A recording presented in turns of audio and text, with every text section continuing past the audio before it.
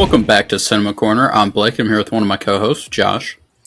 And today we are reviewing Mickey 17, a film that, when it comes to promoting, kind of came out of nowhere, it felt like, but had a decent-sized budget and was actually made by Warner Brothers.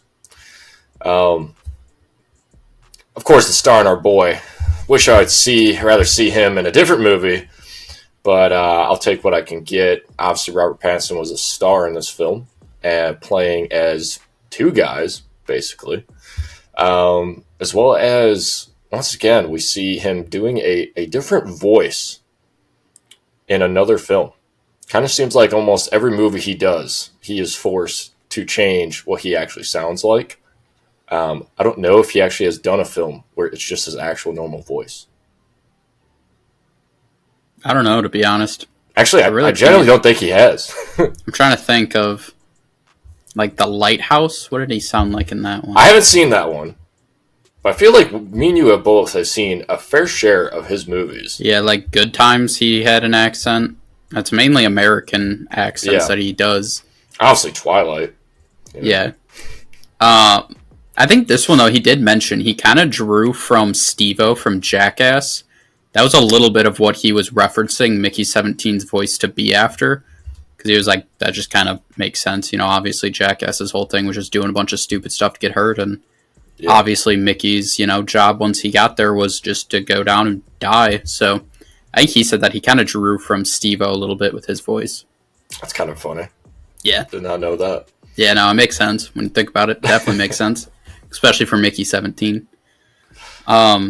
But yeah, I mean, like you said, also, obviously, Mark Ruffalo and Toni Collette, I believe is her last name. How it's pronounced, Collette. Obviously, those two are bigger actors and actresses in this movie who had pretty large parts. What's his name? Stephen Yeun? I believe it's Yeun. I know it's a Y. Yeah, it is a Y. I just don't know how you actually pronounce it, just to be honest. He obviously had a part in this movie, as well as, I don't know her name, but she was one of the main stars of Blink Twice. As his love interest in this one. So, I mean, there was relatively, well-known actors and actresses in this movie. Obviously, I don't know how to pronounce the director's name. He directed most recently, or the most one everybody knows, is Parasite, obviously the 2020 winner of pretty much everything at the Oscars. But he, Snowpiercer before that and other films. So, I mean, it's not like this movie didn't have, people behind it in terms of a well-known director, well-known actors and actresses. Budget was relatively large.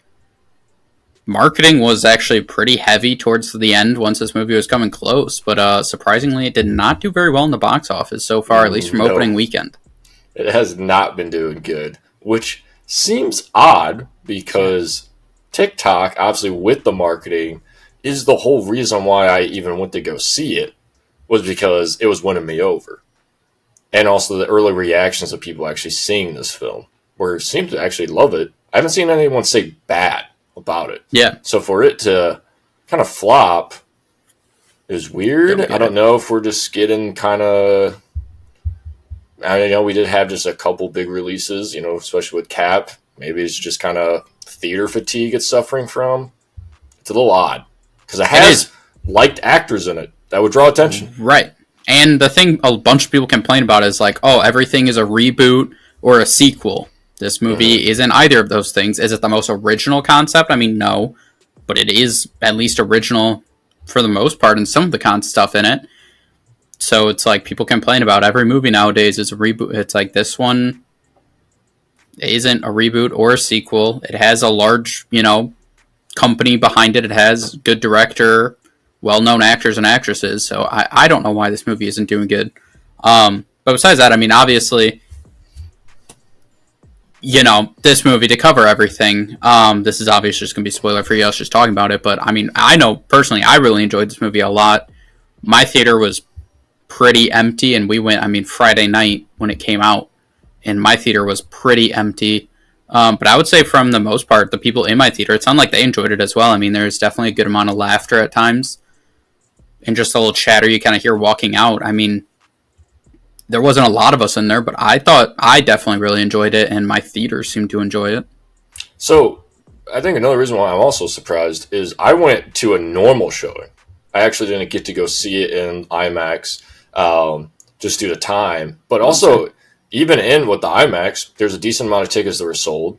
And in my normal showing, it was almost a full theater. Oh, wow. So hearing that it's not doing well, I was quite surprised, because normally you can tell from normal theater seating if there's barely anyone, and it's really normally the time it's just going to be just you if a movie's not doing good at all. But for having almost a full theater, I had, and it was prime time, it was 7 o'clock, but yeah, it was kind of odd to find that out that it's not doing well. Reviews are for good for it. Rotten Tomatoes, I mean, it's got a solid 77%. I know that doesn't really mean much for us, but people do care about that, to give movies a try that isn't having a big brand to it.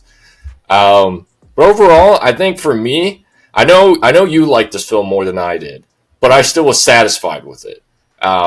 It was funny enough. It was enjoyable. Not at any moment was I bored, and that is all you can ask for when you go to see a movie, and especially going to see it in theaters. It was a fun time, enjoyable, left happy. Really, there's no bad moments of this. I think my biggest critique is Mark Ruffalo is kind of, to me, at some points felt like when there's a bad Will Ferrell character in a movie where he's kind of a bit over the top and it's just not really landing for him all times. Like, I like the look of his character and I like it sometimes with the character, but a lot of times the actual dialogue for him was just kind of eh. While I don't know what the wife's name was. Toni Collette. No, well, I know her, but I don't know what her character's name. Oh. If they even mention a character's name, or it was just. That like, is true, actually. Yeah. Now that I think about it, I don't know. I enjoyed her a lot more. Yeah, agreed. Because she definitely added to it, and it was so funny when she would just cut him off and correct him. I think it definitely helped more. She was a great side character. Definitely wish I had more of her, because it kind of like the third act of the movie, she was kind of just thrown off to the side, besides the one random just horror nightmare you get at the end. I also love the sauce. I don't know why. Every time there's a sauce thing, funny. I found it so funny every single time it landed to me, bro. It was a great joke. Funny. And also was like a good way of just showing how much they just do not care about life whatsoever. Of just chopping the tail off and immediately blending it and asking for someone to try it. It's like, what? That was a good scene. That was a good scene. Obviously, Robert Pattinson was great. Overall, the story, I really didn't know what I was getting into this film when seeing it. So, and I kind of, throughout the film, felt like that too. It was solid enough, good enough. I'm curious more about what makes you, I mean, I guess I'm assuming here, like the film so much. Obviously, Robert Pattinson. Right off the bat, great. Got to see him, two of him. So that was a huge part for me. I don't know, for me, I just thought there was a lot of like comedy in here that I just thought was really funny. Like Mickey 18, at the scene after Mickey 17 comes back from the dinner and he's telling Mickey 18 what happened at the dinner and he's losing his mind. Like, yeah. Emily and I could not stop. Like, I literally had tears. Like, that was the hardest I've laughed in a movie in a long time. I found him so funny how, like, unhinged he was. And then just even after that, like, every time he saw somebody, he's like, let's just kill him. They see Steven character, he's like, let's go kill him. Remember what he did? Like, everybody. He was just so aggressive. It was just so funny to me. But yeah, I think I mainly just enjoyed this movie because, like you said, I didn't really know what it was fully about going into it. And, like, I feel like the marketing kind of was like that throughout, which I really appreciated. Like, you just didn't know what we were walking into. So I just think it made it exciting that was just like one of the reasons I liked that it was so funny. And it was like, I genuinely don't know where any of this is going, like what the point of this movie is going into it. So everything just actually felt like fresh and new. And so for me, that was just a huge part of it. And I just thought the acting all around everybody did really good. I see what you mean. I do agree at times Mark Ruffalo was a little like but also at the same time, I'm not a big Mark Ruffalo fan. So like no matter what in his performances, I'm always going to be a little bit like, I don't like him that much. But yeah, I will say definitely Toni Collette definitely kind of, I think that was part of her character was to show that she was, the one running it anyways. But I definitely wish we got more of her compared to Mark Ruffalo's character. But yeah, I mean, like I said, I think I just liked it because it just felt very fresh and like exciting that I had no idea what was coming up. And the concept of it was funny, and just some of the little bits that we got of it, of seeing how we got to Mickey 17, just like some of his deaths and the things he went through, and like the storytelling, it just to me felt like a very fresh movie. It's honestly the best way I can think of it. Yeah, I think that's fair. Also, it's like first kind of real centralized comedy film I've like seen in theaters in a while. Like this is a comedy from start to finish. That's what it's supposed to be. It's been a while. Like they really haven't been making them. That just for that. And yeah, I mean, I think for me, I gotta say I agree with that. I really don't have much more else to say about it, other than the fact, hey, it was the visuals were good enough, acting was good enough, the writing was good enough. I really don't understand why it's not people aren't giving it a shot, because it's definitely fresh, and I think no matter what, you can enjoy that part of this movie. I think I'd be surprised if anybody came out of this film and said, "Yeah, I hated that." Of any age, too. I agree. I definitely think this was one that like even parents could probably even see and still kind of find parts of it that they actually really enjoy. So yeah, I just don't get why it's not doing so good, especially because of it being the director coming from an absolute hit with Parasite. Right. And that film, I love that one.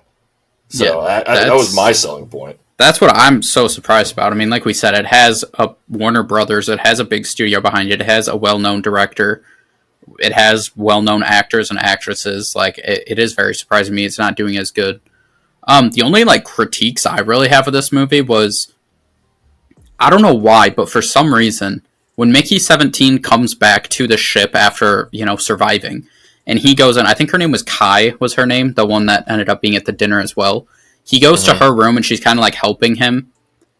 Like, there's a music playing in the background of that scene that I was, like, taken out of it, because I was like, is that in the movie? I was like, is somebody having their phone playing? Is that a theater next to us? Like, the audio mixing of it was, like, really jarring to me, that I had to lean over and be like, is that in the movie? And she's like, yeah. And, like, I don't know how to describe it. Like, I guess it was just a me thing. But, like, it took me out of the movie because I was so confused. Like, I just thought that it was a very weird time to have, like, the kind of music that was in the background playing. And it was just kind of odd. So that took me out.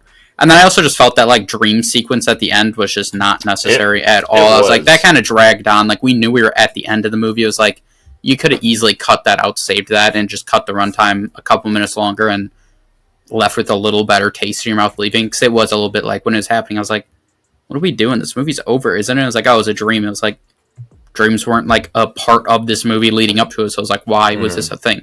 So those are my two, like, kind of critiques. That's fair.